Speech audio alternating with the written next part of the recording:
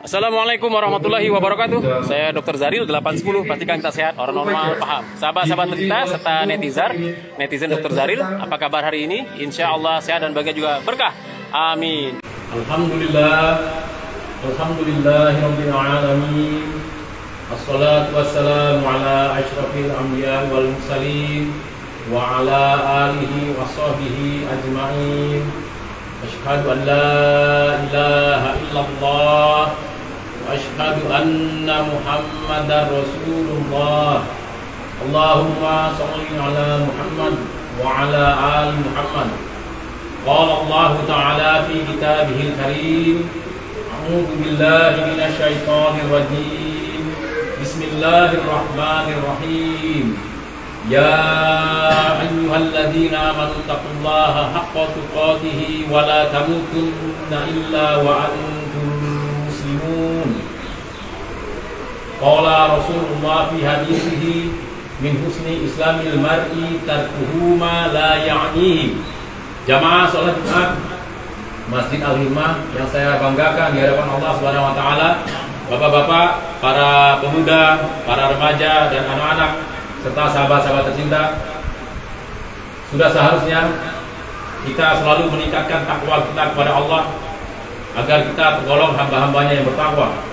Oleh karena itu, saya dan keluarga saya dan juga kita semua serta keluarga kita hendaklah meningkatkan takwa itu agar kita dimudahkan oleh Allah, kita aman di dunia dan nyaman di akhirat. Sahabat-sahabat tercinta, jamaah sholat Jumat yang berbahagia, khutbah kali ini berjudul Bersyukur Makin Nikmat. Memang judul ini sangat mudah diucapkan, dan walaupun sebagian orang mengatakan bahwa susah sekali untuk bersyukur dengan kondisi saat ini, di tengah kondisi kekurangan uang, kekurangan peluang, kehilangan pekerjaan, kemudian hal-hal lain yang membuat kita semakin lemah secara ekonomi, secara sosial, secara politik dan lain-lainnya. Tapi Allah telah menjanjikan sebuah harapan yang mesti kita yakini dan kita percaya, bahwa ketika kita bersyukur maka Allah akan menambah nikmat kepada kita semua. Dalam surat Ibrahim ayat ke-7, surat ke-14 ayat ke-7, Allah nyatakan bahwa A'udzu billahi minasyaitonir rajim. Bismillahirrahmanirrahim. La in syakartum la azidannakum. Jika kamu bersyukur, maka aku, Allah, akan menambah nikmat kepadamu. Ini janji Allah yang harus kita yakini, karena kita beriman kepada Allah. Kalau kita yakin kepada Allah, maka kita akan semakin paham bahwa ketika kita bersyukur, maka Allah akan menambahkan nikmat itu. Terlepas apakah saat ini kita sudah merasa cukup dengan apa yang Allah berikan, tapi saya dan keluarga saya dan kita semua serta keluarga kita hendaklah selalu bersyukur atas apa yang telah Allah berikan kepada kita selama ini. Bisa jadi tanpa kita sadari, kita bisa saja lupa mengucapkan hamdalah, alhamdulillah terhadap Allah yang Allah berikan kepada kita. Kemudian ternyata syukur tidak hanya diucapkan dengan hamdalah, dengan mengelafazkan alhamdulillah ketika mendapatkan kebaikan, tapi bersyukur juga meningkatkan takwa kita seharusnya. Salah satu bukti bahwa kita semakin bersyukur kepada Allah, kita semakin takwa kepada Allah. Apapun kejadian yang kita alami, baik itu musibah, baik hal-hal yang nyaman maupun yang tidak nyaman, hendaklah kita selalu meningkatkan syukur itu dan membuat kita semakin bertakwa kepada Allah. Kita semakin mudah melakukan perintah-perintah Allah, dan kita semakin dimudahkan juga oleh Allah untuk menjauhi segala larangan Allah.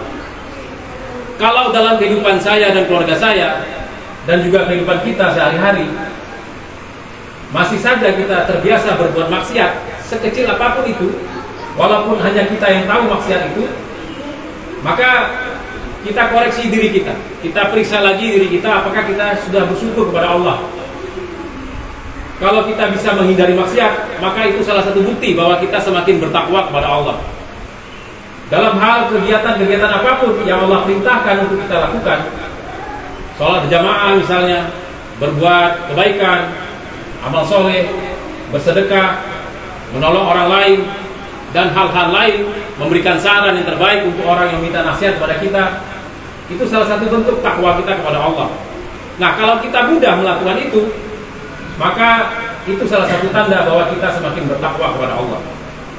Tapi kalau ada rasa malas dalam diri saya, keluarga saya, atau kita semua untuk membaca Al-Quran misalnya, untuk memberikan senyuman kepada saudara kita, kepada siapapun, atau kita malas untuk sholat misalnya, malas untuk melakukan sholat, walaupun kita sholat juga, akhirnya kita koreksi diri kita.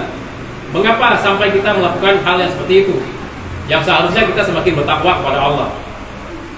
Kalaupun saat ini kita masih merasa, di antara kita misalnya masih ada yang merasa hidup kita susah, sulit seperti ini terus, utang makin menumpuk, masalah semakin banyak,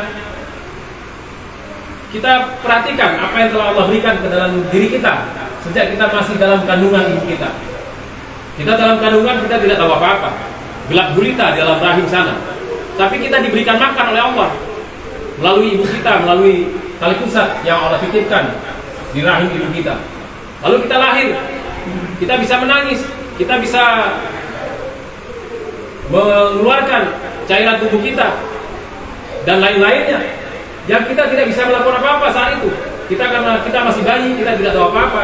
Kita dibesarkan oleh orang tua kita, mungkin juga dibesarkan oleh orang tua angkat kita, atau bahkan di antara kita ada yang ditemukan oleh orang karena sudah dibuang oleh orang tuanya.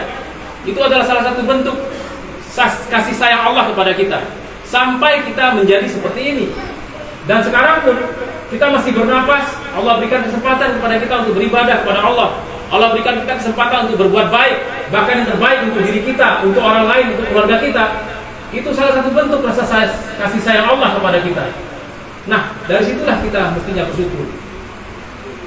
Kita mesti melakukan apa yang Allah perintahkan kepada kita. Seberat apapun itu, kita lakukan.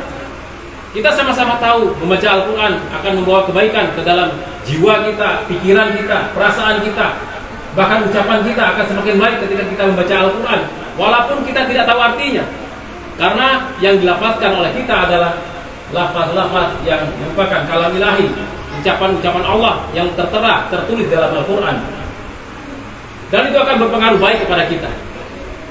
Tinggal kita meyakininya. Apakah bisa kita melakukannya setiap hari?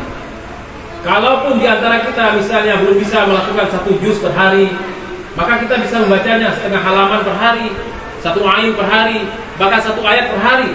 Membacanya, bukan melafazkannya saja, tapi membacanya. Betul-betul kita melihat Al-Quran itu, kita buka dan kita baca 1 demi 1 ayatnya.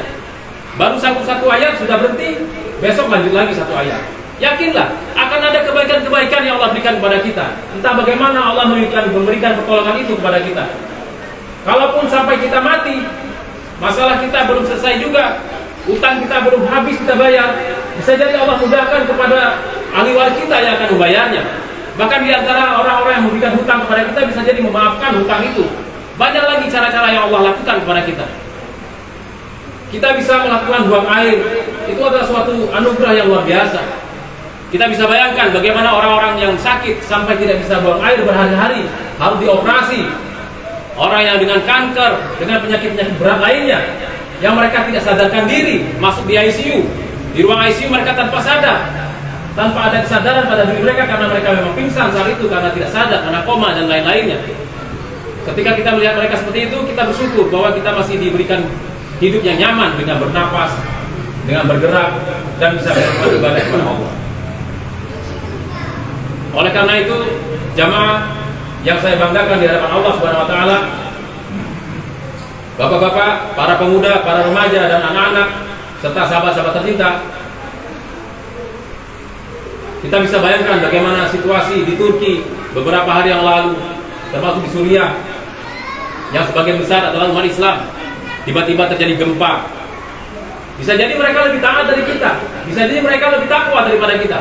Tapi Allah berikan ujian, Allah berikan cobaan berupa gempa yang tiba-tiba satu gedung hancur belalak, luluh lantak dengan gempa tersebut. Ribuan orang meninggal saat itu. Bahkan ada seorang anak yang terjepit dengan adiknya mengatakan, tolong keluarkan saya dari tempat ini, dari jepitan ini. Saya akan mengabdi, akan menjadi pelayan Anda, menjadi pelayan Bapak yang menolong saya seumur hidup saya. Sampai seperti itu. Seorang anak yang bertakwa kepada Allah untuk memperjuangkan hidupnya dan adiknya sampai mengatakan seperti itu untuk ditolong oleh orang lain. Lalu bagaimana dalam kehidupan saya, keluarga saya, dalam kehidupan kita, dalam sehari-hari kita? Sudahkah kita minta pertolongan Allah agar kita terhindar dari segala mara bahaya, agar kita terlepas dari masalah-masalah yang kita hadapi? Yakinlah, janji Allah pasti dan pasti benar. Tinggal kita meyakininya seperti apa. Allah janjikan kepada kita, la in syakartum lazidannakum.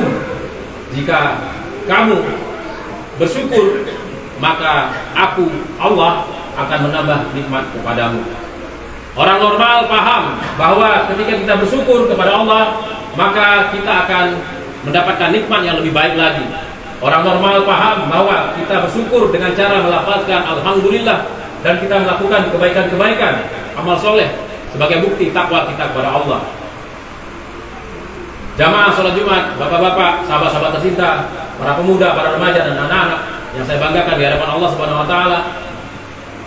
Insya Allah keputusan kita hari ini menentukan siapa kita nanti. Fastaghfiruhu innahu huwal ghafurur rahim. Di sini di kanal YouTube Dr. Zaril Renovasi Karakter.